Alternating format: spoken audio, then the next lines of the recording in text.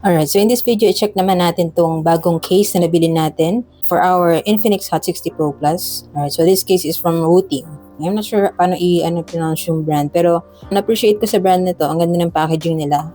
So, feeling ko parang premium din talaga yung quality. Kasi packaging pa lang, di ba? Parang bongga na siya. And then aside from that, yung case nila, may kasama na agad na lanyard. Ayan. Bihira kasi yung mga case na may kasama agad na lanyard. So, bibili ka pa na separately, di ba? Sa kanila, meron ng kasama. So, I think that's a good thing, no? Kasi ako mahilig ako maglagay ng lanyard sa mga phone para, syempre, extra security na rin. Para pag nasa labas tayo. Ayan. So, this case, transparent siya na medyo may black, smoky black yung color niya. Pero makikita pa rin yung design ng phone if gagamitin natin.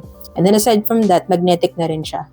Yan. So, ikabit ko muna tong lanyard dito sa case. And then try natin siya sa i-fit check natin siya sa Infinix Hot 60 Pro Plus natin. And kung nakakabit ako ng lanyard, ginagamit ko yung itong parang SIM3 ejector. Para mas madali siyang hugutin. Tapos, i-loop lang natin siya. Tapos yung lanyard nila, adjustable. Pwedeng i-adjust. Depende sa gaano kalaki yung kamay mo. So, okay na. So, ngayon, try natin siya sa ating Infinix Hot 60 Pro Plus. Ayan. Ganda na may fit niya, no? And slim pa rin yung design niya.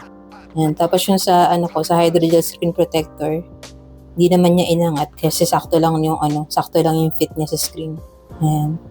Accurate din yung mga cuts niya. Kita lahat ng buttons, ports. Ayan, accurate naman. Kita yung mga speakers, lahat kita. Tapos meron din siyang protection sa camera, may camera bump. Yan. And then, like I said nga kanina, magnetic din siya. So, kung meron kayong mga accessories dyan na magnetic, pwede nyo idikit dito. Like, let's say, phone coolers, yung mga mirror na nilalagay sa likod ng phone, di ba? May mga ganun na ngayon. Para magamit yung back camera, a selfie camera. And kung meron kayong phone stand na magnetic, yan, pwede nyo rin siya idikit. And so, yun lang for now for this case. If you have any other questions about this case, just let me know in the comments and try natin sagutin yan. Yun lang, sana nakatulong itong video and i-follow for more tech content.